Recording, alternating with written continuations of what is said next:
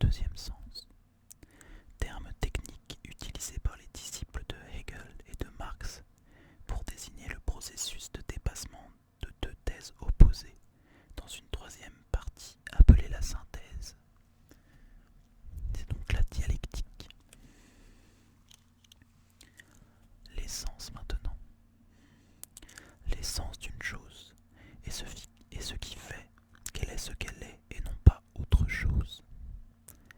Elle est ce qu'elle est et non pas autre chose. L'essence de la licorne est d'être un animal portant une corne unique, ce qui, bien évidemment, n'implique pas son existence. L'essence est donc différente de l'existence. L'essence est différente de l'existence.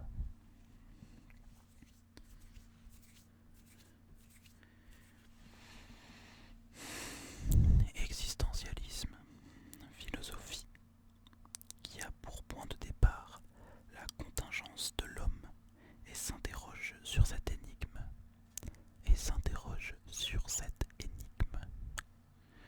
Il existe un existentialisme religieux et un existentialisme humaniste.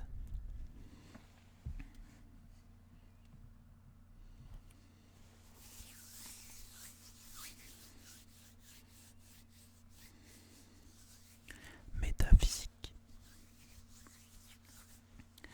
branche de la philosophie qui étudie ce qui est en tant qu'il est, et non pas selon son apparence. Ça, c'est Descartes de la métaphysique. Les philosophes qui considèrent le monde naturel comme la seule réalité existante utilisent le mot métaphysique pour désigner la forme de pensée la plus générale possible.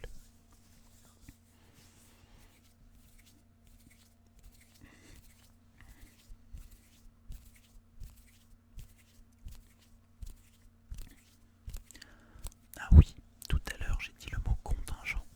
C'est peut-être un peu compliqué pour certaines personnes. En fait, contingent, ça veut dire qui n'obéit pas à une nécessité. Contingent, ça veut dire qui n'obéit pas à une nécessité. Voilà, je pense que ce mot n'était pas clair pour tout le monde.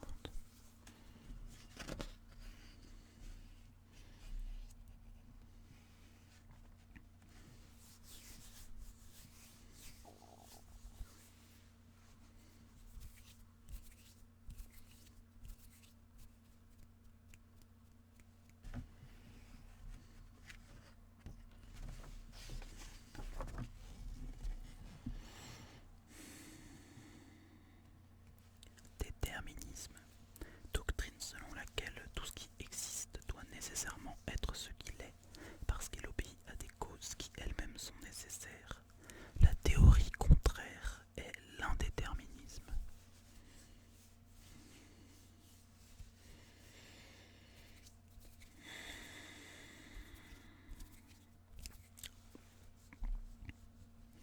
Humanisme, courant philosophique qui considère que l'homme doit être l'objet principal de la réflexion et de la